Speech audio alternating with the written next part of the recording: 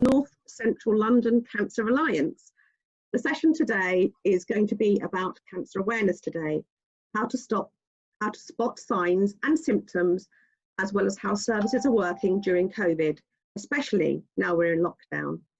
We have a fantastic specialist panel here to answer your questions, who I'm going to introduce to you now.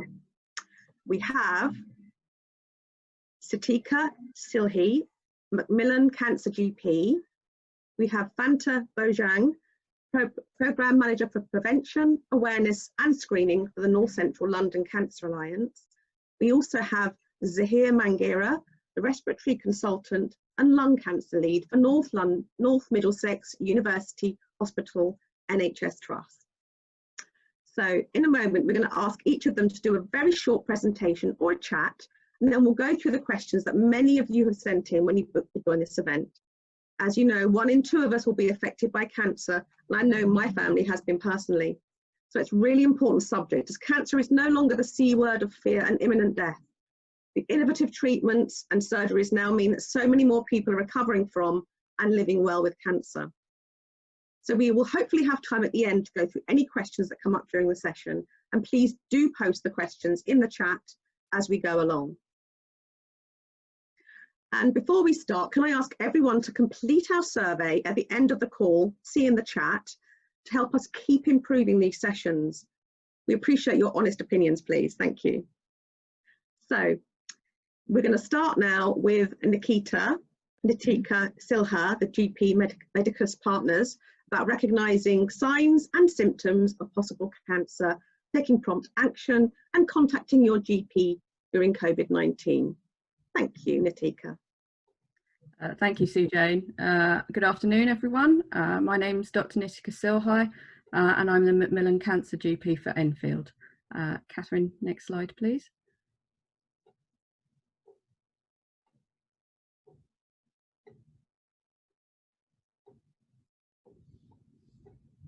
Oh, just a bit of a technical difficulty.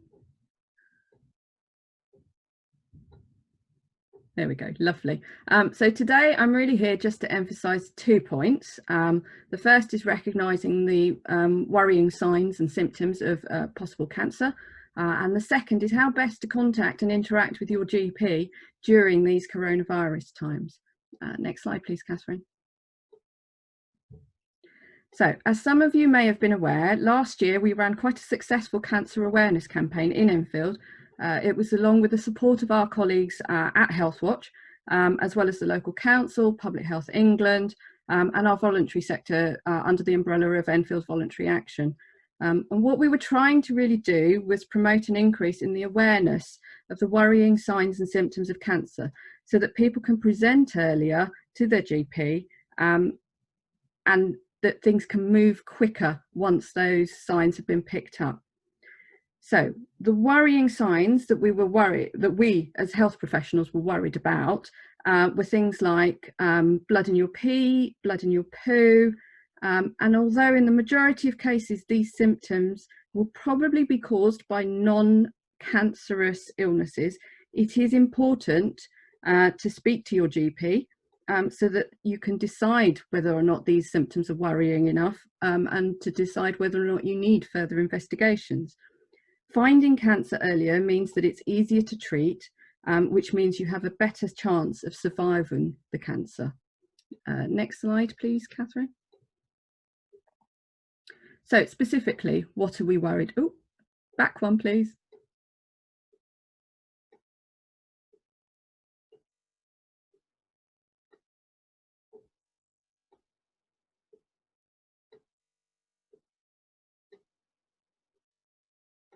Perfect.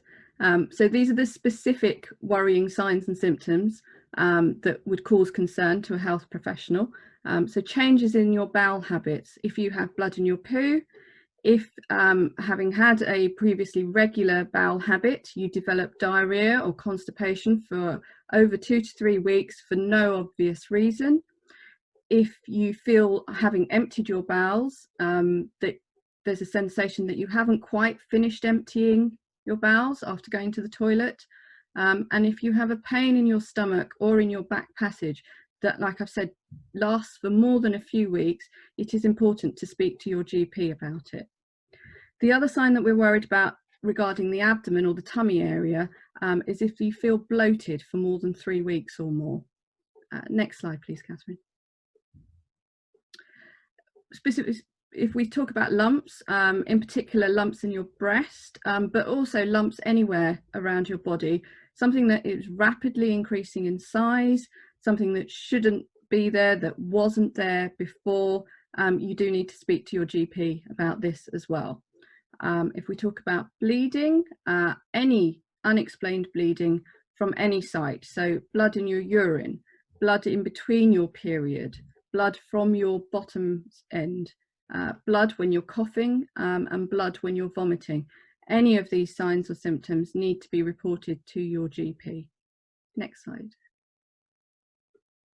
Thank you. Obviously, coughing, chest pain and breathlessness has come to mean different things to us all now in coronavirus times. However, it still rings true that if you've had a cough for more than 3 weeks, along with symptoms such as shortness of breath or chest pain, yes, this could be a sign of an acute illness like a chest infection, like pneumonia, or even like coronavirus. However, if these symptoms are not settling, you really should be speaking to either your GP or to 111 if you're experiencing these types of symptoms. And then also we have unexplained weight loss. So you should be contacting your GP if you've lost a lot of weight over the last couple of months that really can't be explained by changes in your diet, changes in exercise regimes, or just generalized stress levels. Next slide, please. Finally, we have moles. So moles are lesions on the skin. Usually we recognise that these have been present for quite some years. However, if your mole starts to change shape or begins to have an uneven outline, if it changes colour, if it gets darker, if it has more than one colour or 2 colours within the mole, if it starts itching, crusting, flaking or bleeding, if it starts rising up from the skin and not being flat anymore, then there is obviously the chance that this could be a cancerous lesion, some form of skin cancer, and you really do need to speak to your GP about this. Next slide, please. So finally, contacting your GP. Obviously, things have changed since the start of this pandemic back in March, and we're about to, start into a second national lockdown. But I think it's really important to emphasise that GP practices in Enfield are open.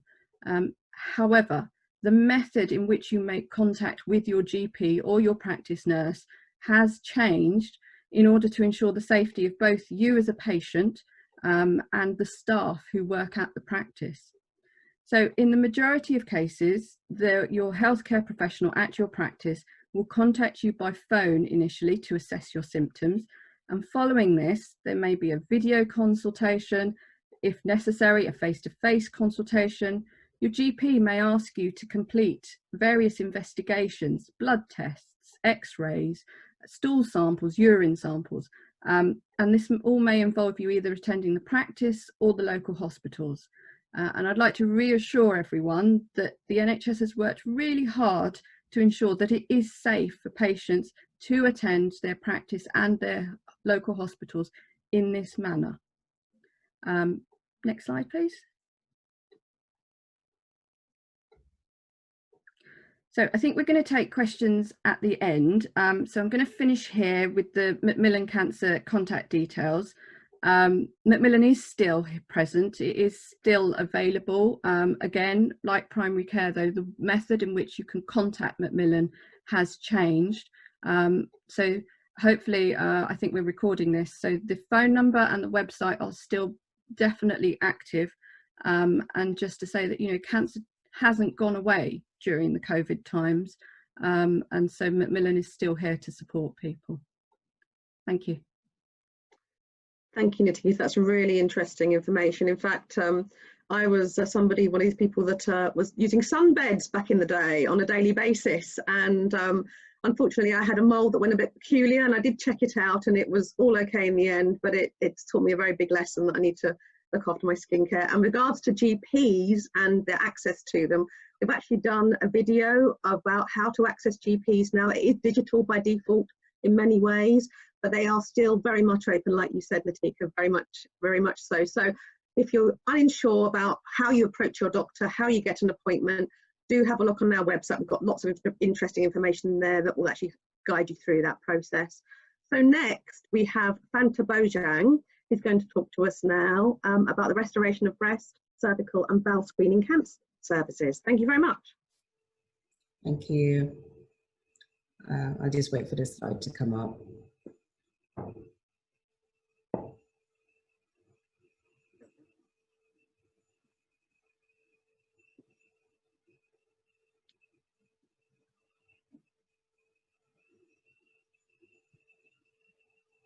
We can go straight to the next slide, Catherine, thank you. So I think some people would be aware that at the height of the pandemic, the cancer screening programs were paused due to the pressures of hospital services and needing to respond to the pandemic. Not the entire screening pathway was paused. Some people who were due for follow-up were still being seen by hospitals, but in terms of the front end of the pathway where people are being invited, that had to be paused in order to allow services to respond. They have all restarted as of June. The services started inviting people again and working through the backlog.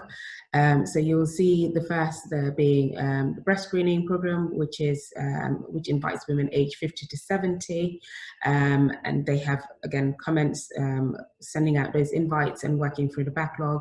They have taken several steps in order to make their sites safe for people to attend, which includes asking everybody to wear a mask, and that's for both staff and for women that are attending. Their designated entrance and exits depending on the site that the screening is being delivered at. And also they have taken several steps in order to book appointments in such a way that you don't have many people in the waiting areas in order to allow social distancing to be in place. Additionally, there's hand sanitizers as well, as you would expect in a healthcare sort of setting.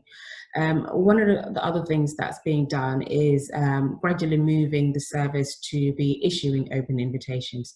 So for people who have previously been invited to take part in breast screening, may be aware that they are usually sent a letter with a timed appointment, and if they're unable to make that appointment, then they can phone the hub and ask for it to be rescheduled for another day.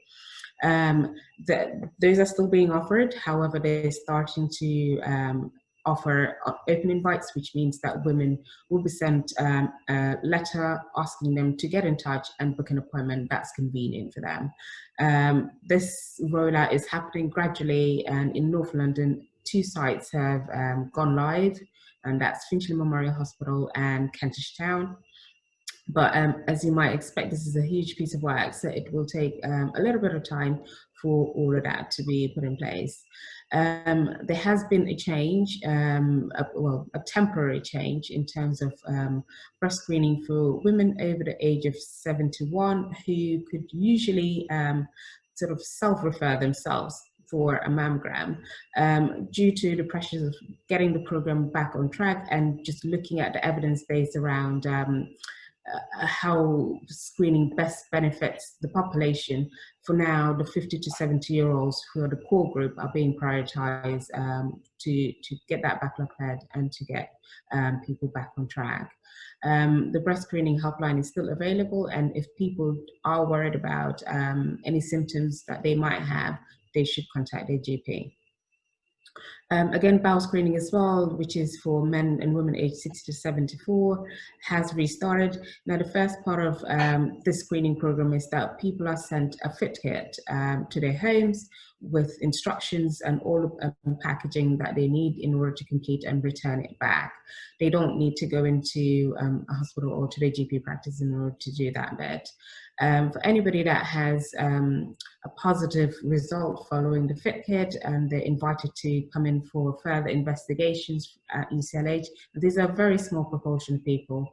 They would usually have a virtual nurse clinic appointment, and this was put in place since the pandemic started. And then following that, they'll come into UCLH and have the investigation. Again, similar measures, designated entrance and exit, social distancing in the waiting areas, and hand sanitizers all around the hospital. Again, the bowel screening helpline is also available, and they have been taking queries from the public, and I've included their details there. The last screening program, which is the cervical screening program, is for women aged 25 to 64 or anybody that has a cervix. Again, these are largely delivered through GP practices. There are some sexual health services that do offer appointments as well, but for the vast majority, it is through GP practices. And women are encouraged to get in touch with their practice and book their appointment when they do receive their invitation. And for those maybe that received their invitation prior to the pause of the program, they can also still get in touch and book in their screen. There is a specialist clinic at 56 Dean Street for trans and non-binary people with a cervix, which is very much set up to meet the needs of this population. Again, for any women that require follow-up, which is a small proportion of the number of people that are screened, that need to go into any of our 4 hospitals in North London. Again, similar measures have been taken in by the hospitals in order to make sure that the hospitals are safe for people to visit. So for anybody that wants further information about screening, the benefits of screening, or just general information about cancer signs and symptoms, they can visit the Small C website. The URL is just there at the bottom of the page. But as Nitika said, one of the things that we do stress is if people do have any worrying signs or symptoms that indicate a change in their health, they should certainly get in touch with their GP and don't need to wait for a screening appointment to come through. I think that is me. Thank you. Well done.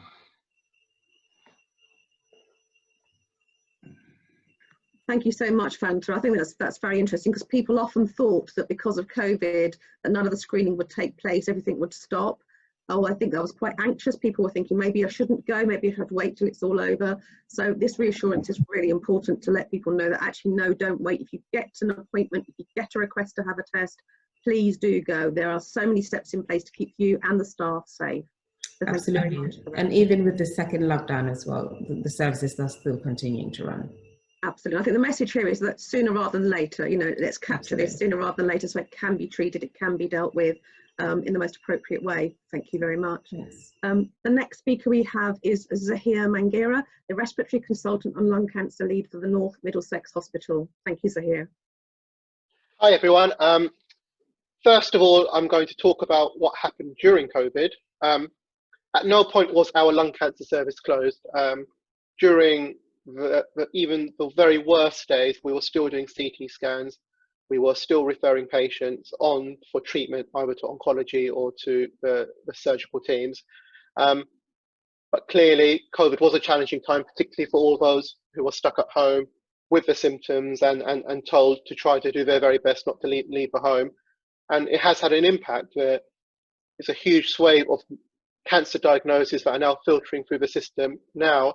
Unfortunately, a lot more patients than we would expect are coming into A&E with significant symptoms, which have been present for longer than they would have if it had not been for COVID. And so unfortunately, there have been a lot of victims of COVID who never had a COVID infection, but unfortunately weren't able to access treatment and to see their GP at the time when they would normally. In terms of where we are now, our capacity is still what it was before COVID. And at no point, even in our darkest days before COVID and since COVID, have we ever said, no, we don't have enough space to see patients. Lung cancer is a challenging cancer to diagnose, but at the same time, we have a really outstanding test, a CT scan of the chest, which will pick up the vast majority of cancers. And so if a GP suspects a patient has a cancer, we will put them through a scanner. And in fact, we only see patients face to face if there is an abnormality on the scan. If a scan is normal, we would just call up the patient and say, you don't need to come and see us, actually. Your scan does not show a lung cancer. And if there is anything else that needs ongoing work, we will ask our GPs to follow that up or book into one of our other clinics. The biggest sticking point are the symptoms. There's a huge overlap between symptoms of lung cancer with COVID, with the common cold, with other smoking-related lung diseases like COPD, which a lot of people think of as a condition called emphysema. And it is very difficult to untangle. And what I'm increasingly saying, having learned the hard way myself as a clinician over the years, is rather than trying to think of reasons not to do a scan, just do the scan. And so if a GP refers in a patient, I will just do the scan unless I've got a really, really good reason not to do a scan. And usually that's because the patient's already had a scan within the last few months. That's the reason I'm not going to do a scan. Or they're particularly young and I want to see them face to face just to make sure we're not missing something else. But in the vast majority of cases, I will just do the scan. And so there is no blockage or barrier our way. And I know for a fact that there is no blockage or barrier in primary care. I can see that by the number of referrals we're getting over the last few weeks. You know, we're getting back to pre-COVID levels. GPs have got a very straightforward way of referring patients in, and we don't scrutinize it. You know, if somebody needs to have a cancer ruled out, we will just go ahead and do the test. What might happen over the coming weeks is that we as chest physicians might get busier and busier. That's true. And we might be spending more time on the wards looking after patients with COVID. But at no point do I anticipate that we are going to be sending out a distress signal to anyone saying, sorry, we're going to have to cut back our cancer services. Our cancer services are just as important as COVID, as important as anything else that's going on in the hospital. Our doors will always be open. If you have symptoms and you are worried about the possibility of lung cancer, or if you just have chest symptoms and they're not resolving in a timely way, speak to someone about it, speak to your GP absolutely, and your GP will be able to make a really good judgment on whether we need to send the patient up for a scan or not. And remember, around 95% of patients who are referred to us are sent back with a normal scan or a non-lung cancer scan. So just because you are referred to us does not mean you have a cancer. There is still a really high chance that you're going to be reassured. So please don't be put off by going to see your GPs. And thank you very much. Thank you very much, Zaheer. That 95% is a huge percentage, actually, so that's very reassuring. But again, it's always good to check to make sure that you have these checks done, because at the end of the day, we're coming into the flu period now.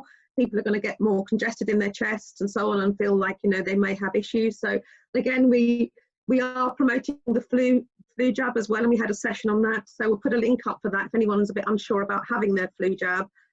There are reassurances there as well. We'd like to share that with you about our last question and answer session too. So we have now Andrew Millar, who's the consultant, I'll try and say this correctly, Andrew, gastroenterologist and hepatologist from North Middlesex Hospital, about safe diagnostics and surgery at local hospitals. Thank you, Andrew, over to you. Hello, hi, thanks very much. I think the other speakers have made the point, but I'm going to make it again. We are absolutely open for business and for health of the population, and what's really important is that COVID is affecting our lives very detrimentally. What we don't want to allow it to do is to allow it to affect our health more than it has to. So we are, as Zaheer has pointed out, seeing quite a lot of people with more advanced cancers, and this is something that we want to avoid in COVID. Essentially, hospitals are safe, and although everybody worries about COVID coming to the hospital, because why wouldn't you and why wouldn't any of us, the fact is that you catch COVID by being close to someone who's got COVID. The hospital staff are all wearing PPE, all of us wash our hands frequently, anyone who becomes sick is sent home to self-isolate, and many people are tested regularly, particularly if they're working in the green areas. So I think, to be honest, I think it's fair to say that you're probably less likely to catch COVID coming to hospital than you are going to Tesco's or going on normal everyday life. Well, I do appreciate that many people are avoiding that. So the rule of thumb really is, if you have symptoms that you're in any way worried about, then you should approach your GP and you should be referred to the hospital, and we will carry out the tests. And coming to the hospital for tests in particular is safe.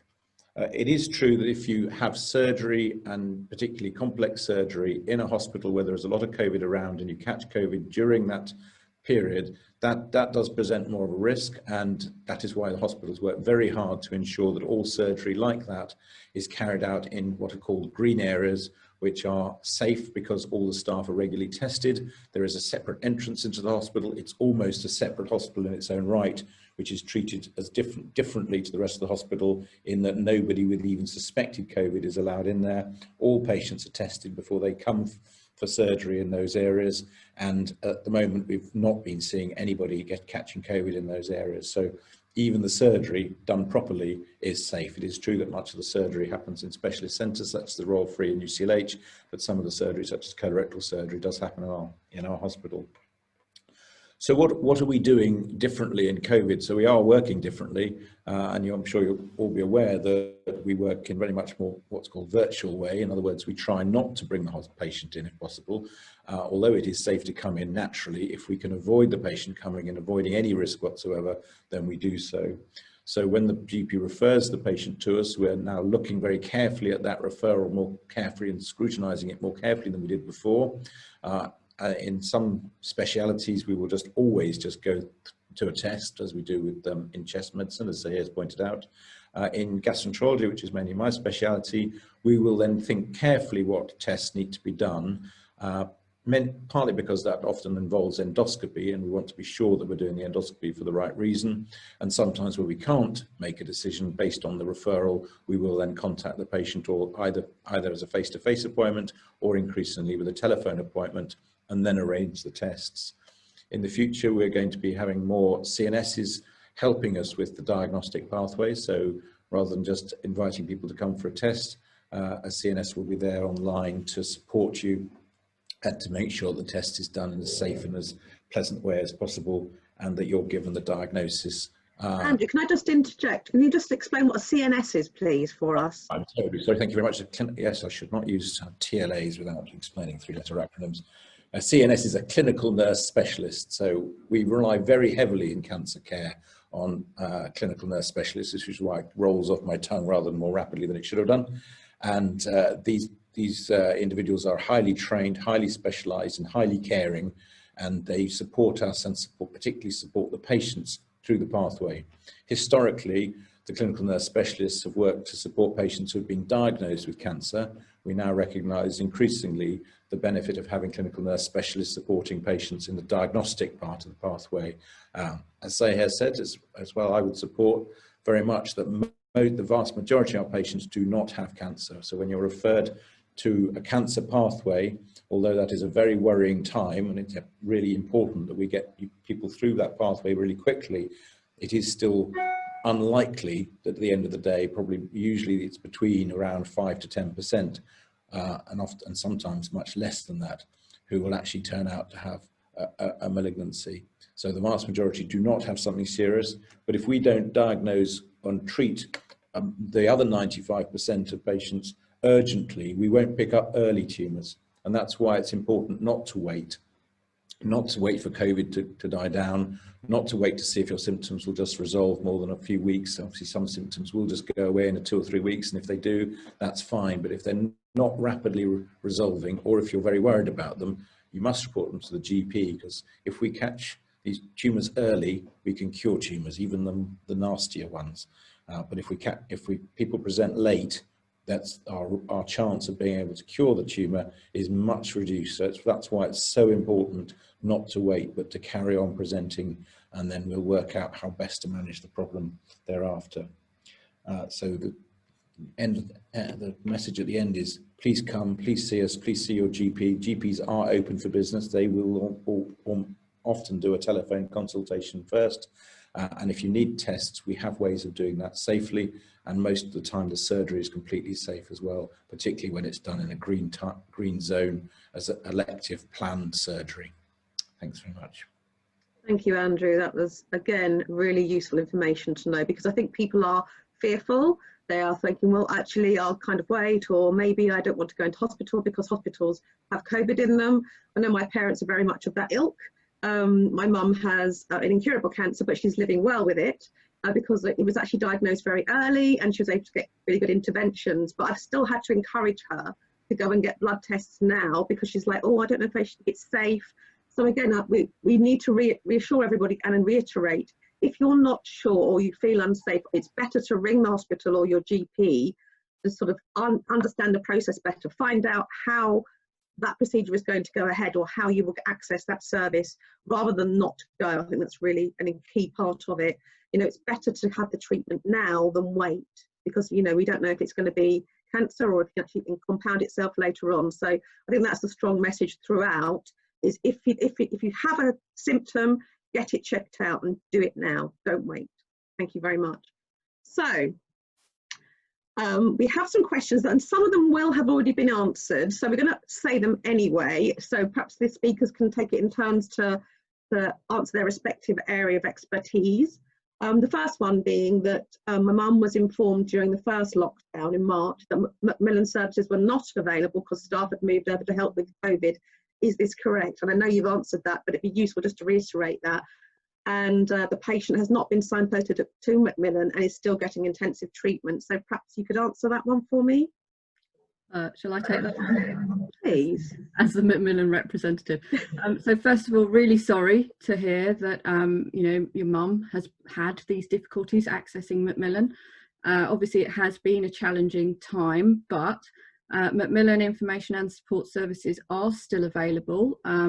They have also moved to a mainly virtual base as well, unless you already have a diagnosis and a face-to-face appointment at the trust, in which case obviously there's still that personal visit that you can make. So there's several branches of Macmillan. So we have the Macmillan services at the hospital sites. So North Middlesex and Rural Free Trusts, so Chase Farm being our local site, both have Macmillan support centres. Maybe I can forward you guys the phone numbers instead of trying to read them out. And obviously hospital websites also have links to the Macmillan web pages and the contact details as well. In my last slide of my talk, I did actually also put up the Macmillan Cancer Support Line, and this line is available 7 days a week, 8 AM to 8 PM. There's also the Macmillan online community that gives peer-to-peer support, and that's 24 hours a day. And it's a safe space that's managed by Macmillan, but also has a lot of community champions and people who've been through the process.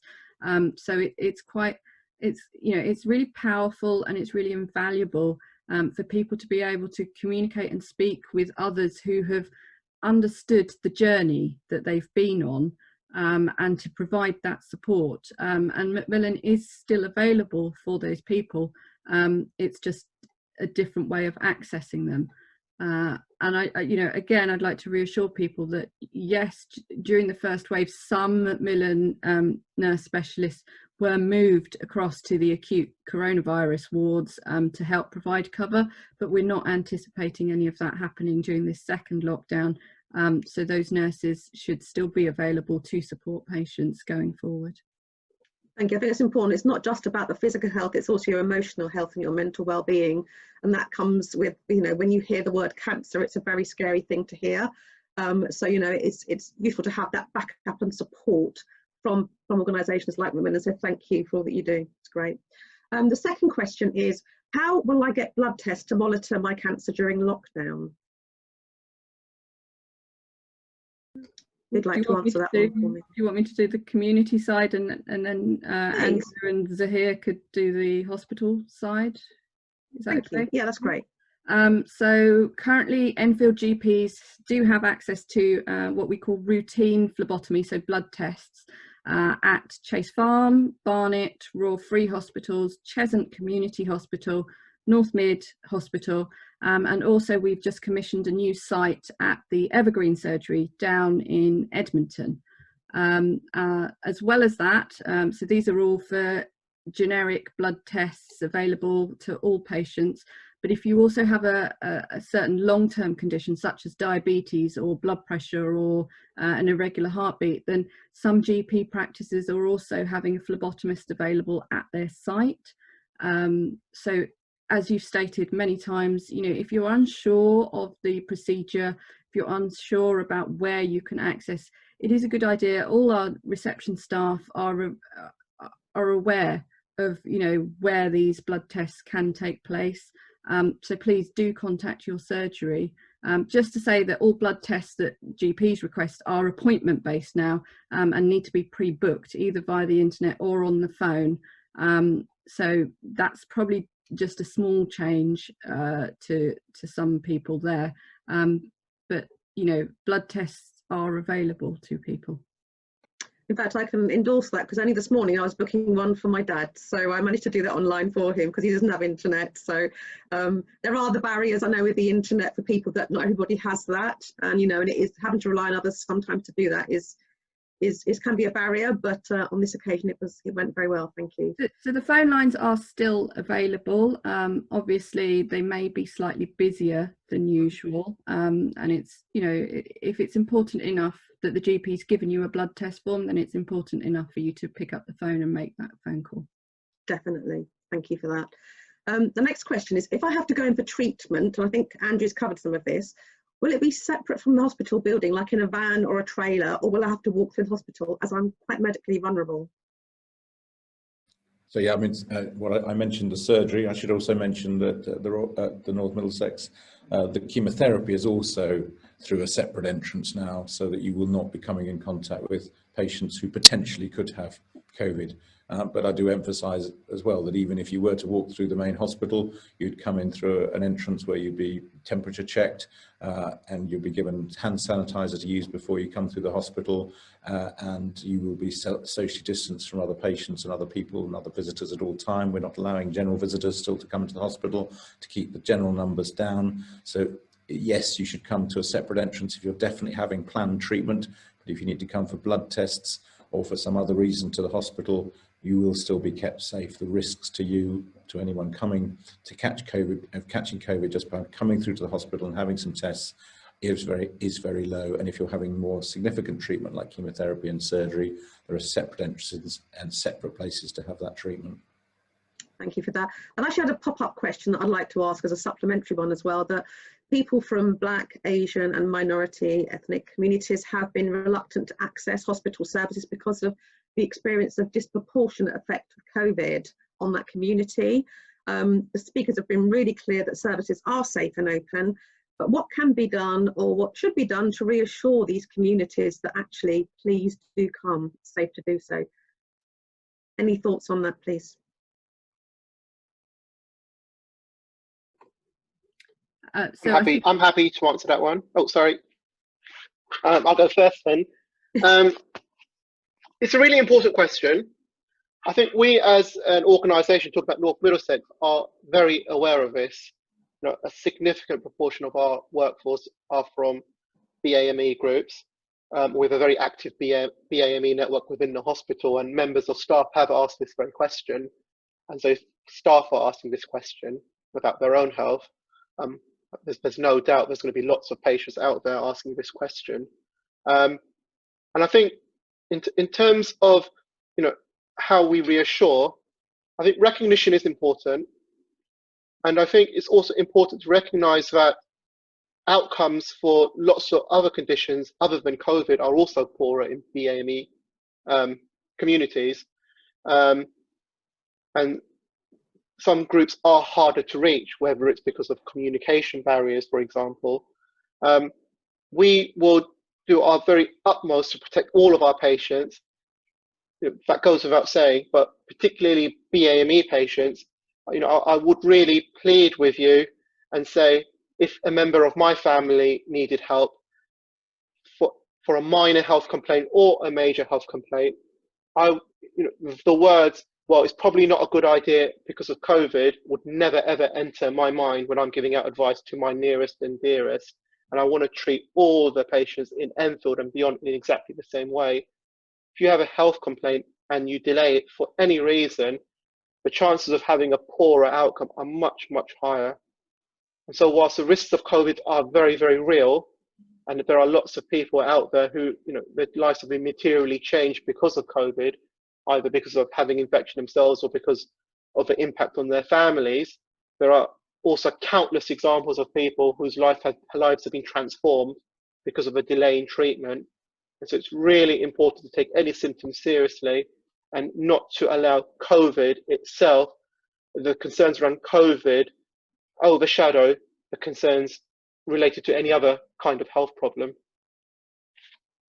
Thank you, Zaheer. Did you want to add to that, Nitika?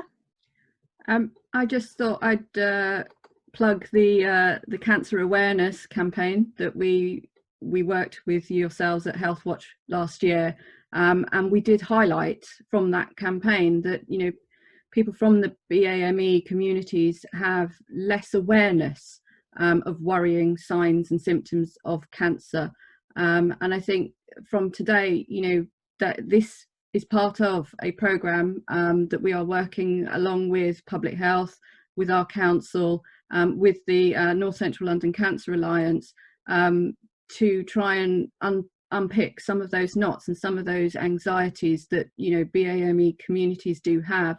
The lack of knowledge maybe as well is something that we are working towards overcoming. Thank you. And also I'll plug about our survey as well. We have we're working with Eric, the Enfield Race Equality Council, regards to hearing the voices of the communities that have been most affected by COVID-19, by coronavirus. So we'll try and share that in the chat section to encourage people to share their experiences and hear their voices. It's what we're all about. And like I say, we are passionate about making sure we spread the word as many people as possible so that they are aware. And we don't have fake news here. There's a lot of it on social media right now. There's a lot of scaremongering, but everything you see on our website is absolutely validated and trusted. So please pop along to our website and have a look of information in there. I'm sure you'll find it useful. The next question, will mammograms still be taking place? And I think we have already mentioned that, haven't we? Did you want to expand on that at all? Yeah, no, I think that's been covered. It is still running and we anticipate it will through the lockdown. Lovely, thank you very much. And the question was, what's the procedure to follow if I find a lump or blood in my poo? Shall I take that one as a gastroenterologist? Please.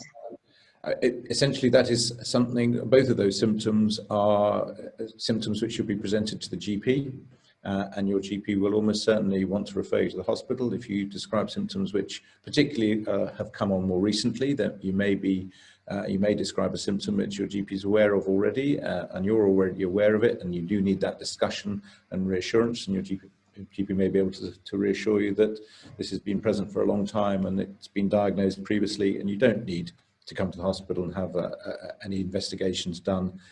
It's not uncommon to people have piles, etc., and that may cause a lump or some bleeding, and that may be something that your general practitioner will fully recognise as not needing investigation. But you do need to discuss it with the GP, and if it does need to be investigated, then you will be referred on what we call the 2-week wait pathway. It's getting replaced by a new term called the faster diagnosis standard, whereby anyone who has a symptom which could be due to a tumour or something that needs to be investigated and treated urgently should be told within 28 days what the diagnosis is, and certainly whether that diagnosis is due to malignancy or not. So that standard is being replaced, or the 2-wait standard has been replaced by this within 28 days being given a proper diagnosis, and those symptoms that you describe are exactly the sort of things that need to be discussed with the GP and, if necessary, referred for investigation. Thank you, Andrew. Just a quick follow-on call from your last introduction.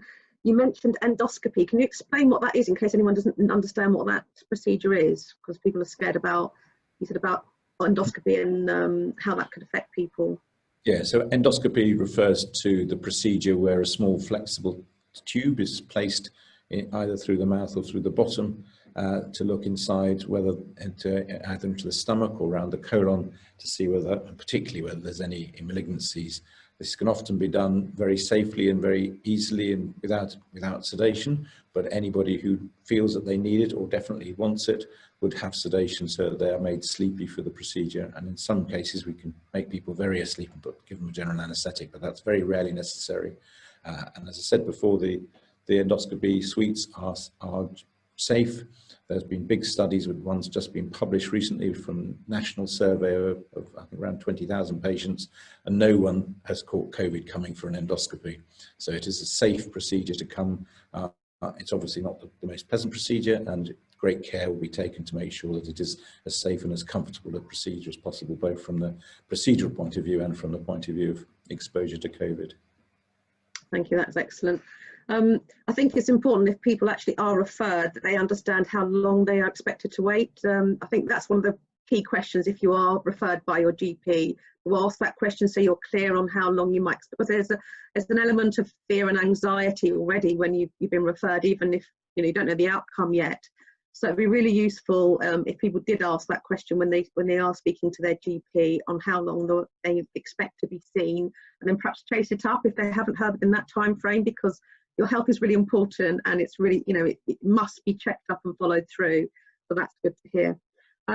We've had one question about somebody who's found a lump, but they have been referred for a follow-up appointment and don't know how long to wait, how long they're expecting to wait, which is why I asked that supplementary question. Is it depending on types of cancer, or is it just a general idea of how long you expected to wait? Can anyone answer that question for me? I mean, probably I'll answer that as well. I mean, if you've had a test and the test was being done to find out whether you have or haven't got cancer, you should either be told immediately, and many patients who, for instance, having a colonoscopy, which is where the endoscope is put into the bottom to look around the colon, we will often try and make sure that the patient knows before they go home that their colonoscopy has not shown anything worrying. One thing to point out there is it's quite common for biopsies to be taken. Biopsy is when a little tiny piece of tissue is taken from the inside of the body and sent off to the lab. And many times the biopsies are done not looking for a tumour, looking for inflammation and other problems. So just because a biopsy has been done doesn't mean that the doctor is necessarily worried that there is in fact a tumour present. If you don't get told on the day, then you should be told within a week or two what the results of the test is. And it is also often the case, unfortunately, that sometimes administrative procedures and lack of work, lack of staff mean that things are a little bit delayed, and you shouldn't be at all shy about ringing up and pressing to find out what's going on and what the answer is to your tests. You have a right to know within a week or two after the test. Sometimes there are some delays. Mm-hmm. That's great, thank you. Thank you, Andrew. And I don't have a computer and have several health conditions. So how do I show my GP a lump or mole or something that could be cancer, because I don't have that option to do a visual with them? So just going back to the previous slides, obviously both of these are worrying signs or symptoms of the potential cancer. But as both Andrew and Zaheer have said, that, over 95% of people with these symptoms are not going to have a cancer. So the best way of going forward is to contact the GP in the manner that your practice has asked you to do so now. So whether that's on the phone or whether that's via the e-consult online service, whether it's via the NHS app, there are various virtual ways of contacting your surgery. You need to voice these concerns to the practice, to the healthcare professional, and then if the healthcare professional needs to see something and you don't have the technology, so the computer or the phone available, then the healthcare practitioner can call you into the surgery to do a face-to-face appointment. They will ask you to attend surgery at a specified time, and it is important not to turn up too early, because obviously we're in winter now and they can't let you in before, just in case there is still another patient in there and they're cleaning down the surgery. So please don't turn up half an hour early for a specified time appointment. And they will ask you to wear a face covering and to mainly come in alone, just to minimise risk to yourself and to their staff. But yes, if necessary, a face-to-face appointment can be given. Thank you. That's a really good point about not coming in early, because now the appointments are very strict and they're kept to those appointments. You're in and out as quickly as possible. So they don't want people hanging around needlessly. So it's really important that you are there on time, but you don't get there super early. It's so that, that there is capacity to clean and keep the environment safe. Thank you. Does worry or anxiety increase the potential of developing cancer? Who'd like to take that one? I'll take that. Thank you, Zaheer. The quick answer is no. Anxiety and worry in itself is not a recognised risk factor for cancer, but at the same time, anxiety and worry can have the same impact on someone's life as a cancer diagnosis can. So I think if you are anxious or worried about having cancer, it's really, really important you speak to a healthcare professional or access a recognised website, whether it's something through the NHS or through one of the big cancer organisations. But it's really important to speak to someone, particularly if your worries are around symptoms specifically, or if it's because you have had some kind of encounter with cancer, through your family or a friend, and you're worried about your own health. There are lots of different ways of getting your health checked, depending on your age and through the various screening programs. So if you are anxious or worried about cancer, that's a reason to speak to someone about it. Thank you. That's great. Thank you very much. I think because there is a heightened anxiety, something that we've noticed. We're getting more calls about mental well-being, mental health, anxiety generally, and especially now we're going into second lockdown. I think there's a lot of that around, and people are scared that that might have an impact on their physical health too. So that's useful to know. Thank you.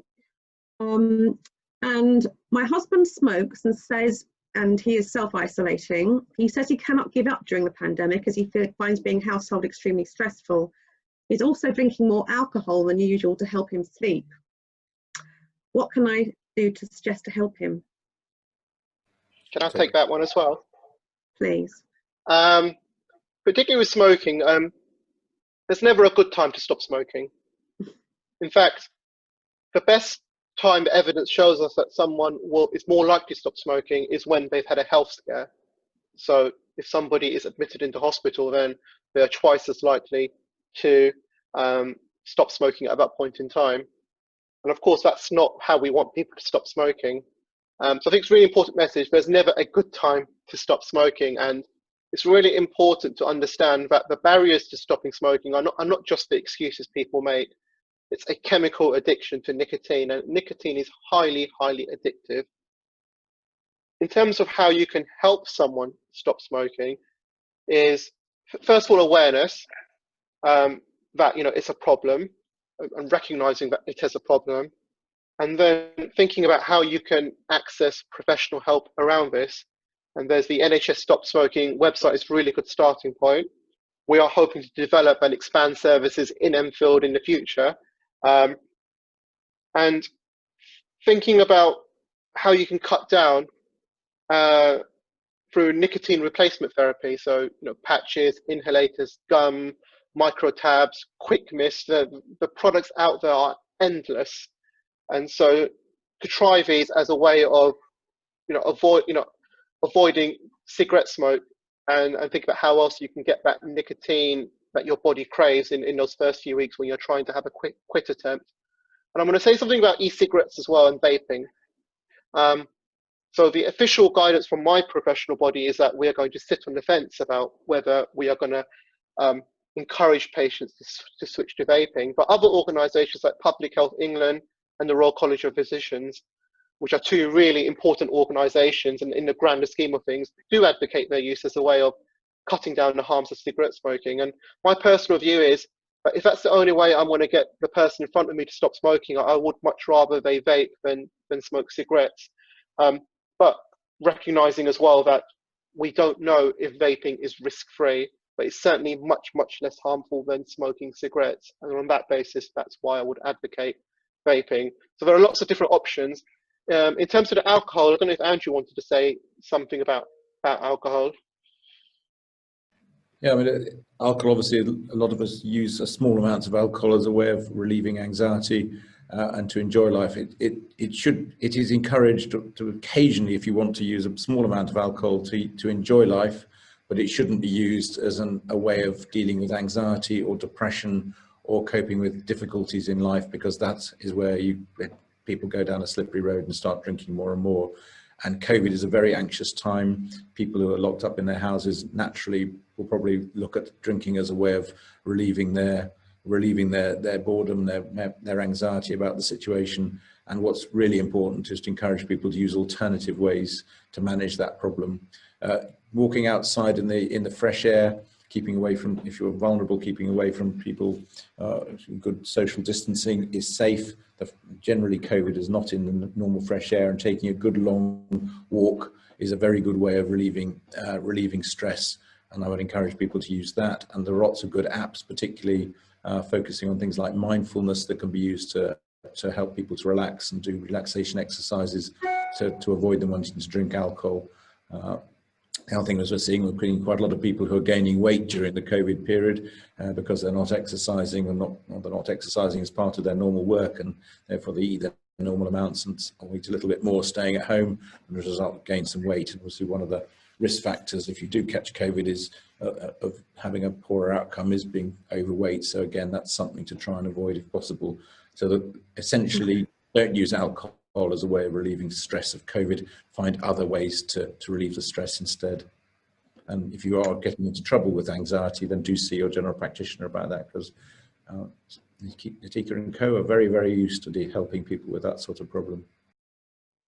Thank you. That's really useful, I think, because a lot of people are turning to other means of support, and that's not always the most healthy of ways to do that. But there is some information on our website as well about well-being and support there too, so have a look at that, please. There's prostate cancer in my family. Will PSI checks still go ahead? So I think we mentioned that, you know, phlebotomy and blood tests are still taking place. So if you've been told previously that you need to have regular PSA blood tests to monitor your prostate, then yes, please do contact your practice at the appropriate time and request your blood test. If we're talking about you have worrying symptoms, so blood in your pee, again, please do contact your GP, and your GP can decide whether or not it's appropriate for you to have a PSA blood test at that point. But yes, PSA blood checks, if appropriate, are still taking place. Fantastic. And about breaking bad news, if somebody has been diagnosed with cancer, is this done over the phone now, or is there some sort of support that can be given to the patient during the call? How is this managed? Because that's quite a difficult situation, isn't it? I can take that. So I've only broken bad news over the phone in the last 6 months on 2 occasions, and that's at the family's request. And we organised it for that individual to have their next of kin there with them. So it was all planned beforehand.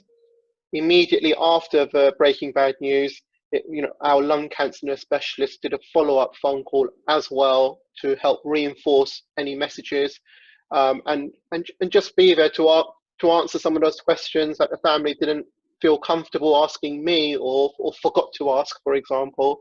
And it worked very well for those 2 particular patients who were particularly elderly and vulnerable and did not feel comfortable coming into the hospital setting.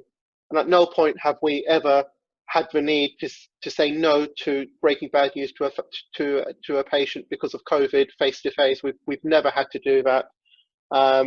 And in almost all circumstances, their loved ones were there with them at the time, all socially distanced, wearing masks, all done very, very safely. And they've had no problem at the front door getting through our security that is a little bit heightened because of COVID. So I hope that reassures everyone. That really does. Thank you so much. And question about CT scans. Are they significantly reduced because of all the cleaning and on everything that needs to be done around keeping COVID secure? So far, we have seen that it is slower to do CT scans because we do need to clean, obviously, between patients in the radiology department. But there is a slightly slower demand because patients are not having so many tests done. So overall, we've not seen a huge increase in the waiting times for CT scanning, and certainly for patients who need a CT scan because we're worried about cancer, those are happening on time. That's brilliant. Thank you so much. and I should point out another little plug from Healthwatch Enfield, unashamedly, we are offering online cancer awareness sessions to groups and organisations. So if anyone is interested, please get in touch with us. We'd be delighted to do those for you. So that's all the questions I seem to have at the moment. I want to say a massive, massive thank you to the panel who've been amazing. A special thank you to Catherine from the North Central London Cancer Alliance. They're actually an NHS organisation that works to transform and improve the healthcare strategy and organisational system to support the prevention, diagnosis and treatment of cancer for the local population. And it covers Barnet, Camden, Enfield, Haringey and Islington. And their partners include hospital trusts, GP practices, charities, healthcare commissioners, local councils and patients. And they're one of the 21 cancer alliances across England. So I hope that's been really helpful to all of you. A special thanks to the panel. I think you've been absolutely amazing answering all the questions. And thank you to everyone that's joined us today. We really appreciate it. We know that you might have better things to be doing right now, but this is a really important subject and I hope you got something out of it. So any other questions, you can always contact Healthwatch Enfield. We are still working very much so, and we have done throughout the whole pandemic. So you can contact us on 0208 373 6283 if you have any questions, concerns, if you want to make a complaint or a compliment, and we love to hear the compliments. So please do, you do contact us because we have a wealth of information. We work with a lot of partners who give a lot of help and support out there. So please do contact us if you need any information or help or support. And finally, I want to say thank you for coming, and we hope to have more of these and different subjects. So if you think of anything else you'd like us to talk about, please let us know. And we'd like you to remind you just one more thing, please do the evaluation before you go. We want to make improvements all the time. We want to hear also what else you want to hear about. So please get in touch with us and follow the link in the chat section. So once again, thank you all. Have a great rest of the day. And don't forget, if you have any concerns about your health, get in touch with your GP and don't wait. Thank you again. Take care. Bye-bye, everybody. Thanks a lot. Thank you.